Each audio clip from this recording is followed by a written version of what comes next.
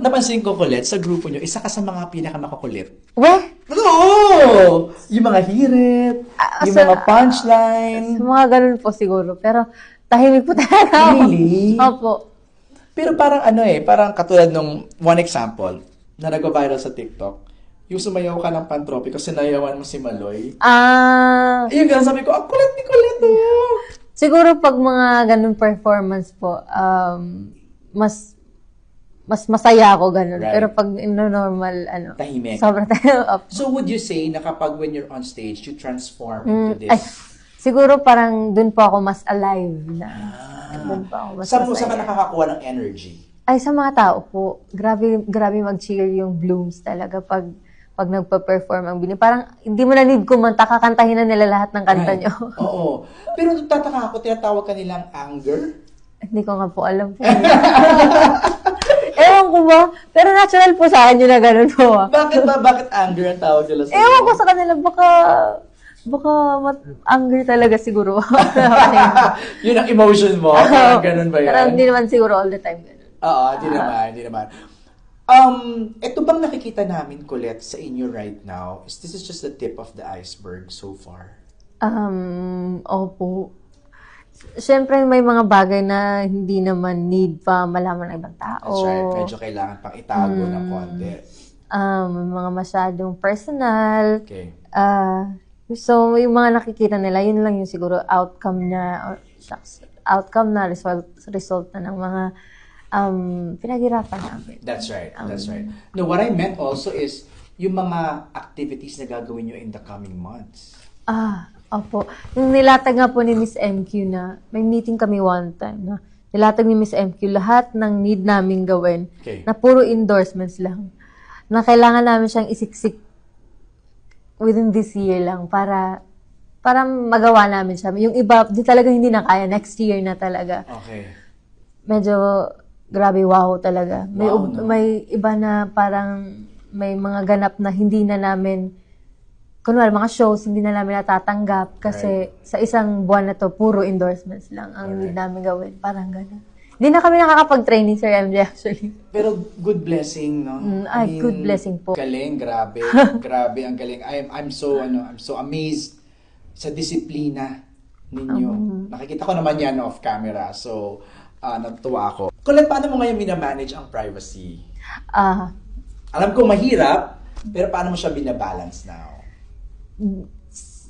Parang yung level po na yun, dun lumalabas si anger talaga.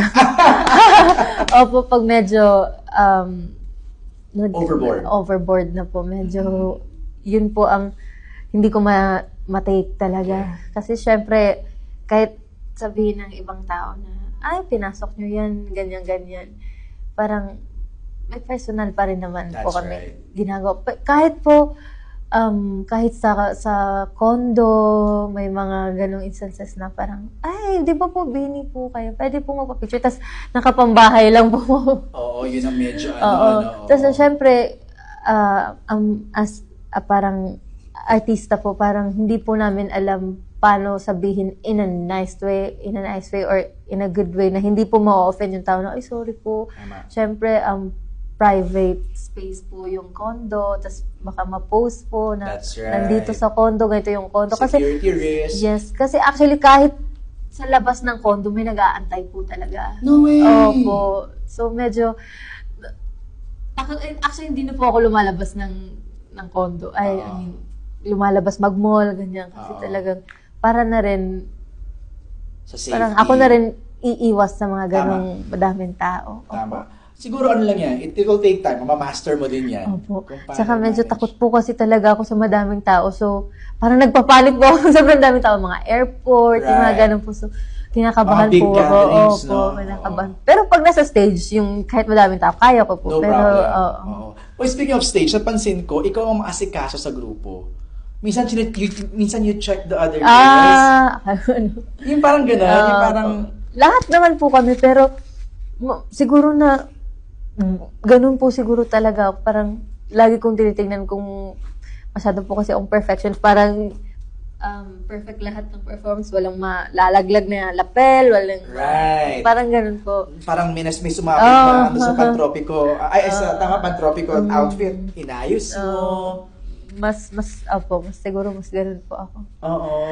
Galing. Grabe. Lastly, ano yung mga bagay na namimiss mo na ginagawa mo noon na hindi mo na nagagawa ngayon? Gumala po freely. Gumala. Opo, kasi actually hindi lang naman ako, kahit kami lahat ng girls, parang hindi na nagiging rest pag umuwi kami sa kanya-kanya naming bahay. Kasi literal po talaga may pumupunta sa bahay namin. Oh, wow. Kahit wala po kami doon. Kasi may nakwento yung nanay ko na may pumunta sa bahay namin na nakasasakyan, nagdala ng food. Wala po ako doon. Oh. Tapos, wala lang, parang, syempre, parang super duper private na po Super yun. duper talaga. Opo. So, yun yung na-miss ko na maglakad lang, na ganyan. Well, di mo na magagawa yun Kaya, ngayon. Okay, last question. Nagulat naman ako sa Beyonce mo. Was it your personal choice to do a Beyonce? Actually, nung pinapapili po talaga kami ng solo prod, isa na yun sa gusto kong gawin. Ay, gusto ko maging Beyonce. Pero, namimili ako ng kanta. Gusto ko din mag-cover ng Christina Aguilera. Wow. Like what song? Ano nga yung kanta yun? Genie in a Bottle, I Turn to You, Nakalimutan Reflection ko 30, Ano nga yung kanta yun? Parang nasa banda po yun na Candyman. kalimutan ko po yung title. Okay. Tapos, ang dami ko pinipili po. Fifth Harmony. Basta yung mga, yung mga medyo may sing and dance din, ganyan. Para, feeling ko kasi yung prod na yun na solo prod, parang gusto ko po ma-showcase na lahat ng parang gusto kong gawin in Iba ka naman humataw doon sa Beyonce mo. Tapos pinapapili ko yung mga kapatid ko na mas maganda, ganyan. So, Beyonce yung napili. Beyonce din gusto ko. Tapos yung yung Crazy in Love. Yung, parang Crazy in Love po kasi yung iconic talaga na ni Beyonce. Isa ka sa mga well-uploaded na mga solo numbers. Diyos ko, grabe, hiya ko po nun, pero naitawid naman. Naitawid naman talaga. Lastly na lang, Colette, anong mensahe mo sa mga blooms, no, na I know pati sila din nagugulat sa achievements and level of success na natatanggap nyo ngayon. What do you wanna tell them? Grabe din naman talaga support nila po sa Bini since day one. Naniwala talaga sila na aabot kami sa ganitong level na. Pero grabe talaga ang amazing na parang na-witness din po nila yung hardships naming Bini, na sabay-sabay talaga kami from 65 to hindi na namin ma-count yung blooms, parang ganun. So, masaya, thankful kami sa effort na binibigay nila, sa love na binibigay nila. Kahit saan kami talaga pupunta, lilipad talaga sila. May ibang blooms talaga na lilipad para mag-show ng support. And yeah, yun lang. Sobrang thank you talaga. Nothing but thank you. Yeah.